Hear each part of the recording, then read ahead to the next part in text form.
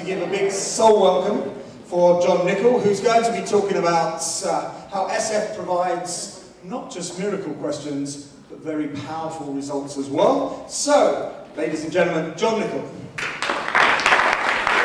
Hi. Good morning. Great to see a big crowd here so early in the morning. Hands up here who has worked in a project, large or small. Hands up, show of hands. Keep your hands up. No, come on, a bit of exercise you can afford. Keep your hands up if that project was, there were very motivated teams in the project. Keep your hands up if the teams were very motivated in that project. Keep your hands up if the project ran on time. Wow, keep your hands up if the project ran on budget. Well, you're definitely in the minority. So, or you're lying, or haven't understood the question. Okay. So I have a few minutes to talk about a subject that a lot of people spend most of their life studying. There's so many certification courses. You're all aware that project management is one of the fastest growing job descriptions and areas of work today. And to help us go through that, I'd like to introduce you to my pal, Peter Proudfoot. Peter is a professional project manager, and his name gives us a bit of a clue. He's very proud. He's educated, he's certified, he's done all the right things, he's followed the rules. And the foot suggests he's very sure-footed. He knows what he's about. He's got to move carefully but fast at the same time. So we know Peter's very busy, but he's still keen to learn how he can cut down his workload and stress using solution focus. So what we'll look at in the next few minutes is some of the issues that Peter has, and I'll give you a few clever tips. Oops, that hasn't worked the way I wanted, but anyway. What I wanted to look at is 3 issues that Peter has, some of the tips that he's been given, or some of the tips you might give him to improve. And I'm going to look at some solution-focused practices that I've used myself over the years to help projects work better. So the first issue, and for anyone who's worked in a project will know that project is defined in time. It has a start, a middle, and an end. So you've got to manage the time, he's got to manage the costs, and he's got to manage the scope, how much work, how much productivity, how many people. So as the responsible manager, he's got all this stuff going on at the same time. He's getting pushed and pulled in 3 different directions. So my question to you, I'll throw out a couple of questions. Which of these things would be useful for him? So again, I think I'll use the Kirsten technique this time. So if I look at 1, tell Peter to recruit more staff in the project and run more meetings. So hum if you think that's a good idea.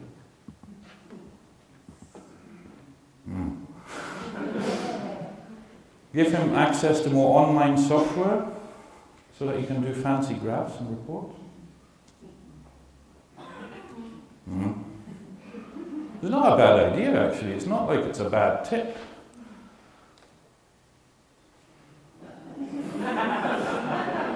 You've got a lot going on.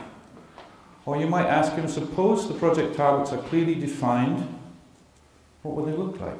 And this is exactly what I've done in projects in the past. So the issue he has is, does he focus on the time, the money, or the team? How does he manage all these different things? So what I've done is run what you commonly know as a future perfect, something like that. But in project management world, where I've worked mainly with technocrats and technical people, I've found the timequake metaphor very useful, which is effectively a future perfect model or a future perfect solution. But what you do is you run it in the sense of beaming the people into the future and saying, okay, when this project's over, when we've done all the stuff, that helps us through these exercises to build the project charter and set out the governance structure. It's extremely important to get the project off on a good start. 3 perspectives on the governance. What do we need to achieve? Another great question. Actually, I added this yesterday, so sorry Mark McCarthy's not here because he gave me that one. Who needs to be pleased? Such a great question for projects, because you're going to have lots of people. 3 lenses or 3 ways of looking at this. a successful business. So what I've done is said, okay, we run either one workshop on Future Perfect, or you can run a number of them, depending on the number of stakeholders you have. The successful business is saying, how will we know the contracts? Okay, how will we know the partners are happy? How will we know the customers are happy? How will we meet our revenue targets? All the commercial issues can also be handled very, very well. The people, which most of the work that most of you guys are doing is, of course, the organizational development, the coaching, have we got the right skills organization in place, and the systems. Most big companies will talk about efficiency, tools, automation, but from a solution focus point of view, we can talk about what are the successful systems that need to be there. Even the ones you need to remove, how will they work smoothly and efficiently.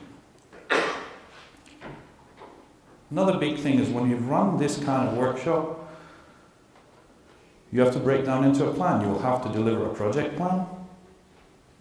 So that plan, and what I've done is focused on what's wanted. So keeping that principle alive rather than getting drawn into what's not wanted. Make sure your plan is based around activities and tasks that represent the forward motion. Number 2, I'll let my friend do the talking. I hope you can read it. Our friend Dilbert.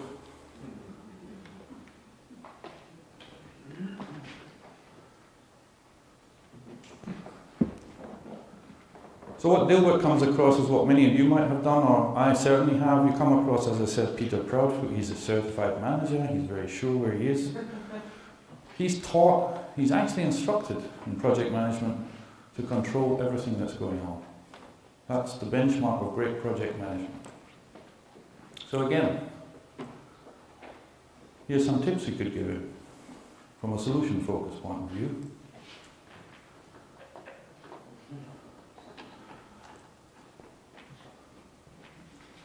And these are very typical in projects that I've come across, where there's a lot of effort put into, let's document everything, let's keep analysing, we need to make sure we got the full picture, or, you know, my certification course says I need to do this. But instead, the question I've asked and used is, what kind of controlling and tracking do we have? How can we actually manage what's going on in a sensible, cost-effective way? The big point here, one of the big discoveries I've made in my work in project management, is that the management is not the measurement. This is a very, very big deal in project certification programs. The old mantra, if you can't measure it, you can't manage it. What I would suggest instead, and what works better, is that a solution focus guides us measure what can be measured and what's useful to measure, the money, the time, the results. And some of the principles below are familiar to you. In the Agile project management methodology, they make it absolutely clear that the best planning and estimating is done by the people who will do the work. And this is quite contrary to most big organizations where there's a kind of management team who will do the planning. So what Agile teaches us, and what is very close for me, this overlap between SF and Agile, is fix the time, box the time, and then adapt the work into the time. So that you don't get these delays, you actually reduce the work and involve the people to focus on what will work in the time. Manage the people, not measure them. Manage the people and measure their progress, celebrate results. So a direct translation from Ben Furman's work, which I discovered many, many years ago, his reteaming processes, which are extremely useful in project management. Particularly important as well for my own learning was, I know we talk a lot about what else, but I found who else to be very powerful when dealing with lots of stakeholders. And remember, there's a stakeholder session later as well. I was talking with Alan about that, so go and see how that works. And use simple language. No jargon. That was the Dilbert problem. He's confronted with a project manager who has lots of jargon. The secret is remove it. Simplify to the max. Only use the project management terminology where everybody's on board with it. Just start talking about what's wanted, what's working, and that builds the golden thread throughout the plan and delivery. Issue number 3. Senior manager. I couldn't make this up. I need a list of specific unknown problems we will encounter. This is day-to-day business for many senior and program managers. So here's the third dilemma of stuckness. I need to be clear. You need to be clear what you're doing. You've got hundreds of people potentially working in your project, but all around you it's unclear, volatile, everything's changing. So how to cope with that? Again, solution focus. Fantastic resources and tools.